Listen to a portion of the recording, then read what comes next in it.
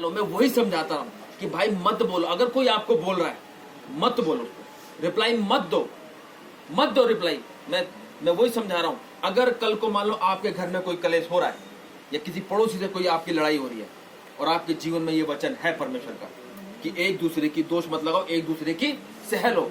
अगर वो आप पे उंगली उठा के बातें कर रहा है, तू तो ऐसी है, तू तो ये है, तू तो वो है, तेरा ये हो जाए, तेरा वो हो जाए, और आप शांत खड़े हो क्योंकि आपके अंदर क्या है, परमेश्वर का वचन, तो पता है सामने जो व्यक्ति होंगे ना आपको बुरा नहीं कहेंगे, उस लेडीज को बुरा कहेंगे, है ना, होता है ना ऐसा, कहेंगे ये पागलों की तरह बोली जा रही, ये तो कुछ बोली नहीं रही, है ना। इंसान उसको ही गलत कहेगा जो ज्यादा बकड़ करेगा। इसलिए परमेश्वर का वचन कहता है कम बोलो, कम बोलना चाहिए इंसान को। उससे सिद्धता, उससे दर्शाया जाता है कि वाकई आप परमेश्वर के बेटे और बेटियां हैं। लेकिन आज एक बंदा एक बात बोलता है, ओहो तो सुनो उनके मुंह से क्या क्या बातें निकलती हैं, फिर तो है? कहता दोष मत लगाओ परंतु एक दूसरे की सह लो आप लोग। आज से इस चीज को याद रखना, अगर कोई आपको गलत कह रहा है, बोला जा रहा है और आपको पता है कि आपने ये काम नहीं किया तो सह लो, क्योंकि एक जगह लिखा अगर मसीह में आप दुख उठा रहे हो तो मसीह को ये भाता है। कल मैं वचन दे रहा था, कल परसों कल ही दे रहा था, क्या लिखा हुआ आज पढ़ेंगे इसको। यहाँ पे पहला पत्रस 2 अध्याय और उसकी 20 आयत में लिखा है, क्योंकि यदि तुमने अपराध करके घूसे खाए और धीरज धरा तो इसमें क्या बड़ाई की बात है, पर यदि काम करके दुख उठाते हो और धीरज धरते हो तो यह परमेश्वर को भाता है। हालेलुया। अगर आपने कोई गलत काम किया और आपको कोई घूसे लाते मार रहा है तो आपने गलत काम किया, उसका आपको फल मिल रहा है ना, है ना। अगर कोई गलत काम करता है तभी तो उसको मार पड़ती है। कह रहा अगर तुमने गलत काम करके लात घूसे खाए तो तुमने कोई बड़ा काम नहीं किया।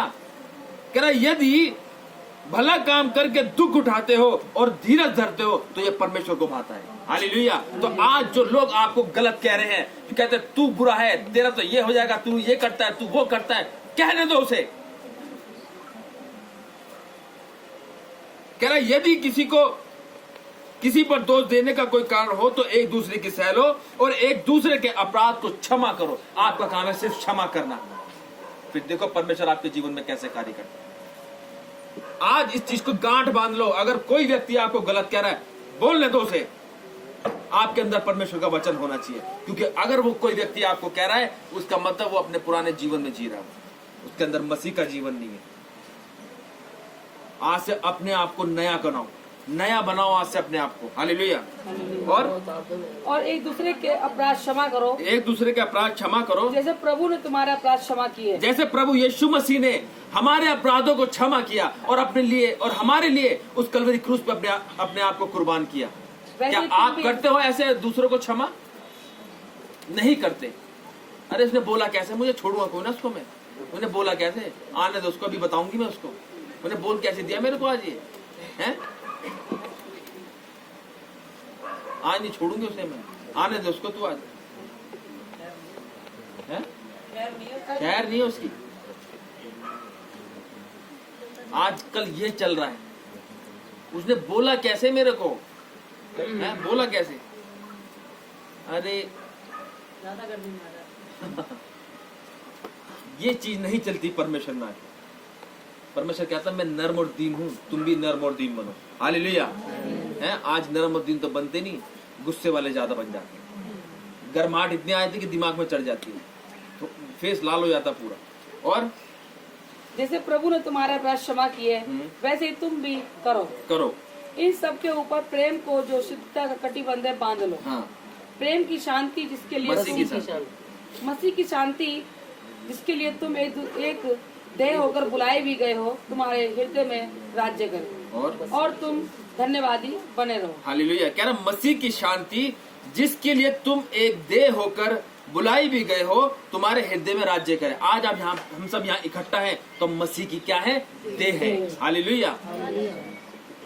इसलिए अपने आप को पवित्र करो, छोड़ दो सब कुछ, ये करना बेकार की चीज है, कोई फायदा नहीं है। ये बहन की गवाही थी, इस बहन ने गवाही बड़ी छोटी थी, ये 2-3 संडे आई, बड़ी जब भी आती थी रोती रहती थी, भैया ये भैया वो, भैया ये भैया वो, मेरा पति, मेरा आदमी, मेरा पापा, मेरा ये मेरा वो। आज परमेश्वर ने इस बहन को आजाद किया।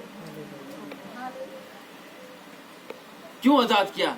क्योंकि ये अब ये मसीह की देह बन गई।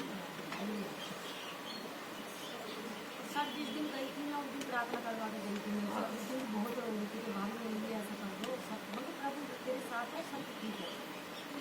परमेश्वर सुनता है पुकारों को, साफ परमेश्वर सुनता है पुकारों को। तभी यहाँ पे कह रहा है मसीह की शांति जिसके लिए तुम एक देह होकर बुलाए भी गए हो तुम्हारे हृदय में राज्य करे। अगर आपके अंदर आज मसीह का प्रेम है, मैं कह रहा हूं अपने पुराने काम छोड़ देना। जो आप कह रहे हैं थोड़ी समस्या है, वो सिर्फ आपकी अपने कामों के कारण आ रही होगी, जो अब जो समस्या आ रही है। आज को जो वचन है उसको समझना कि पुराने काम अब आपने नहीं करने। अगर आप एक अच्छा जीवन और एक अच्छा परिवार चाहते हैं, अपने बच्चों को अच्छी लाइफ देखना चाहते हैं इन फ्यूचर, तो आपको परमेश्वर के पीछे सच्चाई और ईमानदारी से चलना। वो कुछ नहीं कहता परमेश्वर हमसे कि तू मेरे लिए ये ला वो ला। परमेश्वर कहता मेरे पीछे सच्चाई और ईमानदारी से चल। हालेलुया। और मसीह के वचन को अपने हृदय में अधिकाई से बसने दो। देखा, मसीह के ये वही वचन है, कह रहा मसीह के वचनों को अपने जीवन में अधिकाई से बसने दो और सिद्ध ज्ञान सहित एक दूसरे को सिखाओ और चिताओ। सिद्ध ज्ञान होते सही ज्ञान सहित एक दूसरे को सिखाओ और चिताओ। देखो, यहाँ वचन से सिखाते हैं तब भी लोग समझते नहीं है। वचन कहता है कि कोई गलती करना तो सबके सामने चिता दे। अगर मैं सबके सामने चिता दूं तो शायद वो यहाँ बैठे भी नहीं। हालेलुया। समझदार को इशारा काफी होता है, लेकिन लोग समझ से भी अनजान है, बिल्कुल ना समझ जिसे कहते हैं। परमेश्वर कहता है एक बार ही समझा, 2 बार समझा, अब क्या उसके पीछे पड़ा रहेगा? छोड़ दे उसको उसके हालात पे। उसको सिर्फ परमेश्वर नहीं, उसको उसके हालात समझाएंगे। अब किसी के पीछे पड़ना उसका बैरी बन जाता है इंसान से। कहता समझा उसको जो समझे। मूर्ख को समझाएगा तो उसका बैरी बन जाएगा। बुद्धिमान को समझाएगा वो तेरा शिरोमणि बन जाएगा, क्योंकि उसको पता है तू मुझे जीवन का मार्ग बता रहा है। तो क्या हम मूर्ख हैं? मूर्ख हैं? नहीं। समझदार बनो ताकि परमेश्वर ऊंचाइयों पे लेके जाए। आज क्यों तुम्हारी उन्नति नहीं हो रही? वचन सुन के तुम मूर्खों की तरह बैठे रहते हो। जो वचन को सुनता है उस पर चलता है वो लोग आशीषित होते थे। हालेलुया। परमेश्वर का वचन ऐसे नहीं कहता सब कुछ। परमेश्वर ऐसे बड़े बड़े चमत्कार ऐसे नहीं कर देता। वो देखता है जो सच्चाई से मेरे पीछे चलता है, उसी की पुकारों को सुनता है परमेश्वर से, चाहे वो मैं हूँ चाहे वो कोई भी हो। फिर हालेलुया। और सिद्ध ज्ञान सहित एक दूसरे को सिखाओ और चिताओ और अपने